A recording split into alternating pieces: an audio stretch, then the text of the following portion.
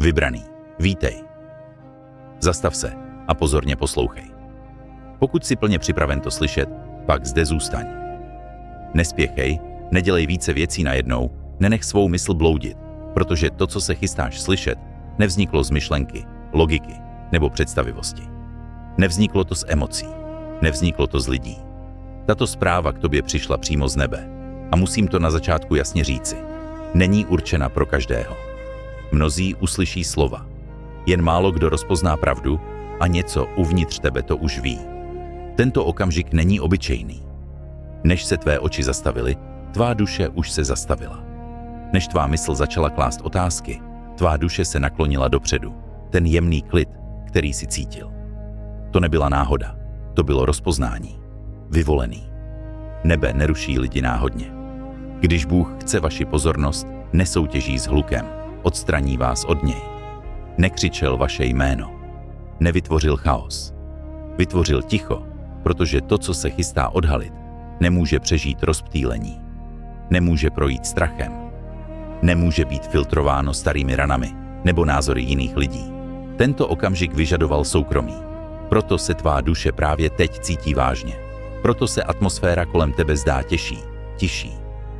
Posvátné nebe kolem tebe nakreslilo kruh, vyvolený.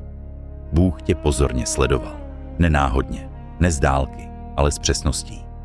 Viděl bitvy, které si nikdy nevysvětlil. Modlitby, které si šeptal místo křičel. Noci, kdy jsi zůstal silný, protože nikdo kolem tebe nebyl dost silný, aby unesl to, co jsi nesl ty. Usmíval ses, když si chtěl skolabovat. Povzbuzoval si ostatní, zatímco sám si se cítil prázdný. Pokračoval si dál, zatímco si přemýšlel, jak dlouho ještě dokážeš všechno udržet pohromadě. A lidé předpokládali, že jsi v pořádku, protože si nevypadal zlomený, ale Bůh věděl, že byla doba, kdy ses snažil vysvětlit sám sebe. Snažil ses sdílet své srdce, svou vizi, svou bolest, své povolání, ale pokaždé, když si otevřel ústa, něco se pokazilo. Byl si nepochopen, zlehčován, zpochybňován. Někteří poslouchali, ale neslyšeli. Někteří slyšeli, ale nevěřili. Někteří překroutili to, co jsi řekl, aby to vyhovovalo jejich pohodlí. A ty si pomalu přestal mluvit, ne proto, že bys neměl co říct, ale proto, že jsi si uvědomil, že tvá slova padají do nesprávných uší. Tak Bůh zasáhl a řekl, dost, nech mě převzít konverzaci. Vyvolený. Toto není období vyjádření, toto je období zjevení. Bůh koná své nejhlubší dílo, když hlasy utichnou. Přeskupoval tvůj život tak nenápadně, že si z toho zpočátku ani nevšiml. Odstraňoval rozptýlení, omezoval přístup, měnil vztahy, zavíral ústa, která by tě zmátla. A ty si to cítil. Změnil se tvůj spánek, zmizela tvá chuť na hluk, tvá touha po míru byla silnější než tvá touha po pozornosti. To nebylo stažení se, to bylo sladění, ten neklidný pocit v hrudi, ta neklidnost bez vysvětlení. Nebyla to úzkost, nebyla to nuda, nebyla to nespokojenost. Bylo to formování, které se odehrávalo za závojem. Bůh budoval něco, co nemohlo být uspěcháno. A zatímco se to formovalo, musel utišit vaše okolí, protože rozhovory mohou skrýt to, co odhaluje ticho. Vyvolený Bůh právě teď říká, nemluv, nereaguj, nevysvětluj, jen sleduj. Sleduj, jak se vynořuje pravda. Sleduj, jak se odhalují motivy. Sleduj, jak se bez konfrontace vynořují skryté úmysly. Sleduj, jak se otevírají dveře, které by podle logiky měly zůstat zavřené. Sleduj ochranu. Jednej v souladu se svým osudem. Nemusíš se bránit. Ve této sezóně tě Bůh brání prostřednictvím ticha. Někteří lidé jsou teď ve tvé přítomnosti nesví. Nevědí proč. Tvůj klid je irituje. Tvá zdrženlivost je mate. Tvé mlčení je odhaluje. Stále se tě snaží provokovat. Ne proto, že jsou silní, ale proto, že se bojí toho, kým se stáváš. Chtějí zpět tvou starou verzi. Tu, která vysvětlovala, která reagovala, která se vzdávala. Ale nebe říká, že ta verze skončila. Vyvolený Bůh tě učí rozlišování. Ne hlasitého druhu, ne dramatického druhu, tichého druhu, druhu, který vidí, aniž by reagoval. Druhu, který rozumí, aniž by se ptal. Druhu, který odchází bez pocitu viny. Už nepotřebuješ důkazy. Cítíš to. Není to emocionální, je to duchovní zralost.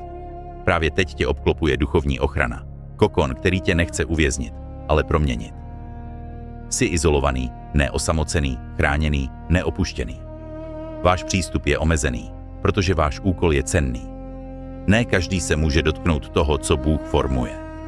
Sdíleli jste Boží vize s lidmi, kteří dokázali pochopit jen malé myšlenky, nalévali jste duchovní olej do popraskaných nádob a snažili se ospravedlnit růst lidem, kteří těžili z vaší stagnace. Bůh vás tedy stáhl zpět, ne v hněvu, ale v milosrdenství, aby váš duch mohl znovu dýchat. Zatímco jste byli tichí, nebe bylo hlučné, přesouvalo kousky, blokovalo cesty, zavíralo dveře. Prošel bys tím příliš brzy a zpozdil bys věci, které by tě zpozdily. Nebyl si zaseknutý, byl si připravován. Toto je neviditelná fáze výstavby před viditelným povznesením. Každé významné zjevení v písmu přišlo potichu. Mojžíš mlčel, než byl dán zákon. Eliáš slyšel Boha v šepotu, ne v hromu. Ježíš se stáhl před veřejnými zázraky. A teď je řada na tobě. Bůh říká, buď tichý, připravuji tvé vítězství. Ten tlak, který v poslední době pociťuješ, není strach, není to úzkost, je to schopnost, rozšiřuje se.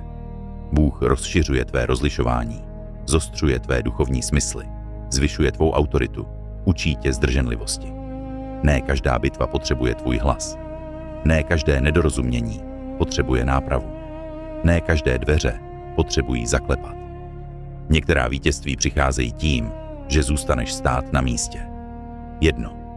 Nebe se chystá ukázat vám něco, co odpoví na otázky, které jste přestali klást. Něco, co vysvětlí zpoždění, která jste nesnášeli. Něco, co dá minulé bolesti najednou smysl, až se to odhalí. Uvědomíte si, že toto období ticha nebylo osamělé. Bylo nutné. Poslouchejte pozorně. Tentokrát Bůh promluví za vás v místnostech, do kterých jste nikdy nevstoupili, k lidem, které jste nikdy nepotkali, způsobem, který byste nikdy nemohli zařídit. Nebudete hledat potvrzení. Ocenění si najde vás. Nebudete narážet na dveře. Dveře se otevřou bez námahy. Toto požehnání přinese mír, netlak. Vyvolený. Ticho, které jste považovali za prázdné, bylo posvátné. Klid, který jste považovali za zpoždění, byla příprava. Ticho, které jste považovali za osamělost, bylo božským umístěním. Nejste zapomenuti, nejste pozadu, nejste neviditelní.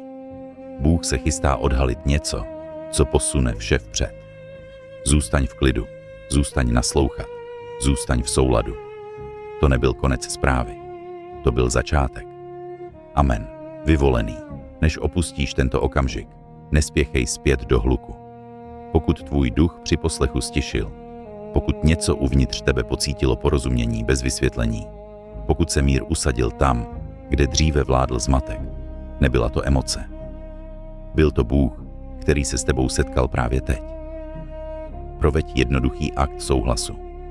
Napište amen do komentářů, ne pro viditelnost, ne ze zvyku, ale jako tichou odpověď nebi, že jste ho slyšeli a že jste ochotní zůstat klidní, poslušní a soustředění.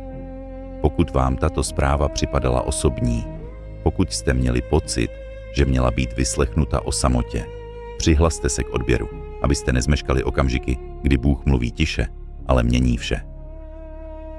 A pokud vám při poslechu přišel na mysl někdo, kdo v tichosti nese těžké břemeno, sdílejte s ním tuto zprávu. Může to být potvrzení, na které jeho duše čekala. Pamatujte si, vyvolení.